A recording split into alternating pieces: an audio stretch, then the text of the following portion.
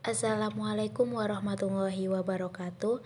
Perkenalkan, kami dari kelompok Laravel yang beranggotakan Intan Kumalasari, Nabila Putri, Putri Salsabila Maharani, dan Rini Nurfauziah. Di video kali ini, kami akan membahas tentang IT Service Management yang berstudi kasus di Dinas Komunikasi dan Informatika Kota Padang Panjang. Penjelasan pertama yaitu profil instansi. Profil instansi Dinas Komunikasi dan Informatika Kota Padang Panjang.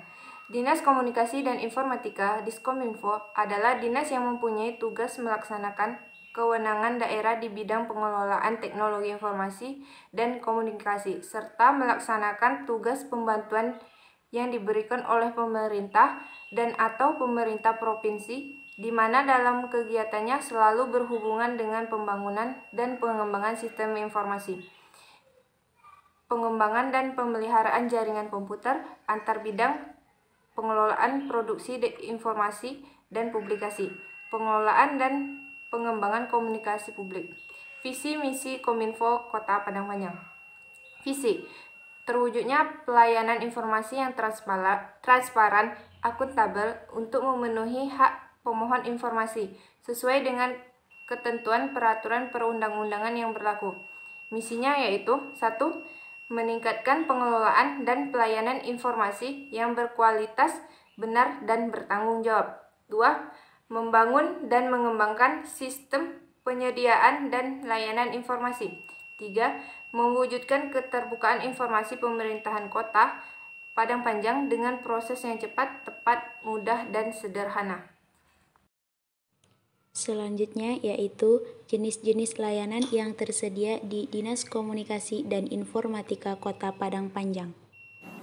Nah, saya akan menjelaskan tentang jenis layanan di Dinas Komunikasi dan Informatika Kota Padang Panjang. Yang pertama adalah layanan pengadaan barang atau jasa elektronik di Kementerian Kominfo. Yang kedua adalah jurnal database ilmu hukum. Yang ketiga adalah pengaduan masyarakat yang berkaitan dengan informasi dan komunikasi. Yang keempat adalah sertifikasi alat dan perangkat telekomunikasi. Yang kelima adalah pengujian perangkat telekomunikasi. Yang keenam adalah perizinan penyelenggaraan jaringan dan jasa telekomunikasi. Yang ketujuh adalah perizinan penyelenggaraan penyiaran. Yang kedelapan adalah pelayanan informasi tentang program dan pencapaian pemerintah pusat serta daerah. Yang kesembilan adalah pelayanan pembuatan aplikasi. Yang ke-10 adalah pendaftaran penyelenggaraan sistem dan transaksi elektronik. Dan yang terakhir adalah pelayanan bagi dinas pemerintah lainnya. Selanjutnya yaitu penjelasan mengenai pengertian dan tujuan SLA atau Service Level Agreement.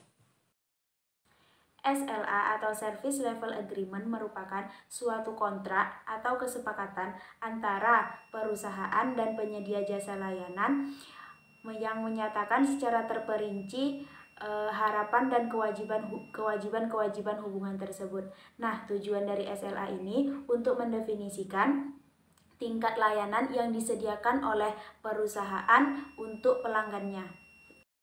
Berikutnya yaitu penjelasan mengenai SLA atau Service Level Agreement yang sedang berjalan di Dinas Komunikasi dan Informatika Kota Padang Panjang. Baiklah, selanjutnya saya akan menjelaskan bagian mengenai dokumen SLA, yaitu tingkat layanan atau level of service. Pada dokumen ini kami mengambil titik fokus pada layanan yang disediakan oleh Dinas Kominfo Padang Panjang berupa layanan pembuatan aplikasi. Nah, pada dokumen ini menjelaskan mengenai proses manajemen layanannya dan mendefinisikan tingkat layanan yang disediakan oleh Dinas Kominfo Kota Padang Panjang.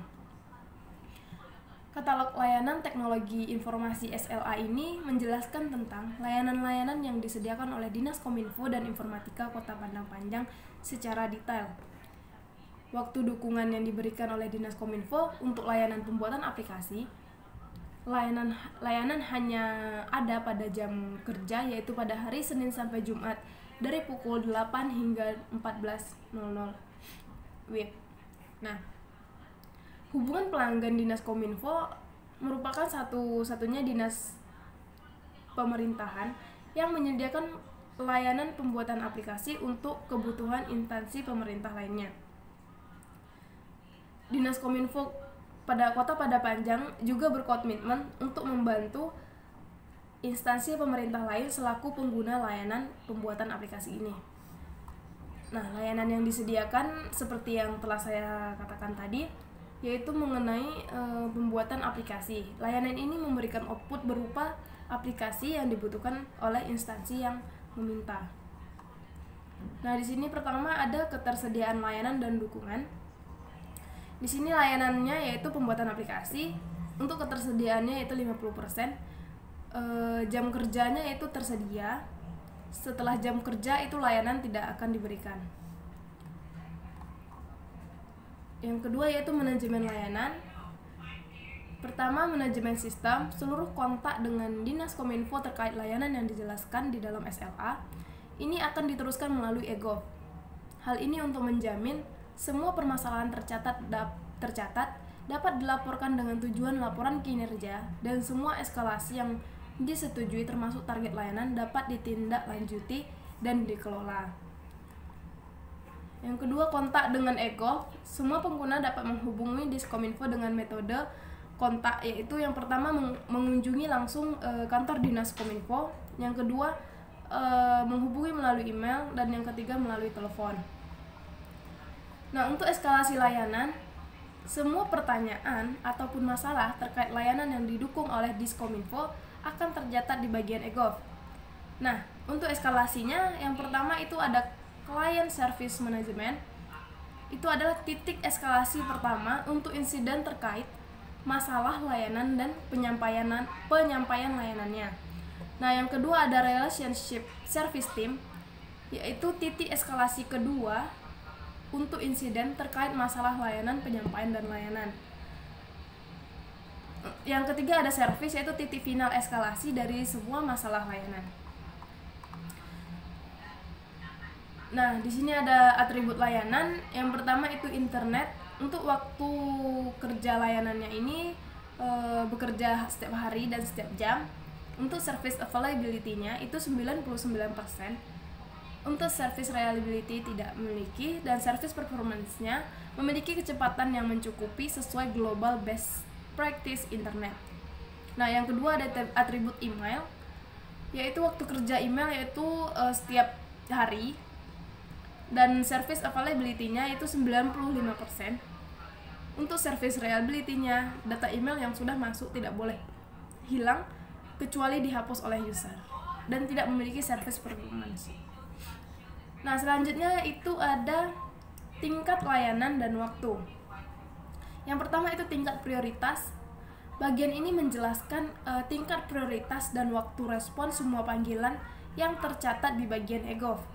Nah, pembagian prioritas ini ada 4. Yang pertama high, yaitu permintaan atau pelaporan gangguan yang diajukan oleh kepala dinas.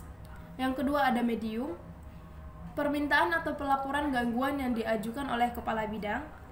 Dan yang ketiga ada low, permintaan atau pelaporan gangguan yang penanganannya di luar hari dan jam kerja serta diajukan oleh kepala seksi. Dan yang keempat common user, permintaan atau pelaporan gangguan yang diajukan oleh non-struktural, staf dan lain-lain di luar hari dan jam kerja. Yang kedua ada waktu resolusi. Nah, waktu resolusi adalah waktu yang diambil dari pencatatan panggilan di bagian e-gov sampai waktu restorasi layanan.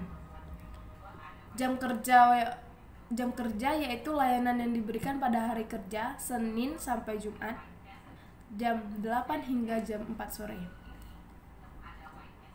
Nah, untuk resolusi waktunya itu ada pembagian 3. Ada 3 pembagian, high, medium, dan low.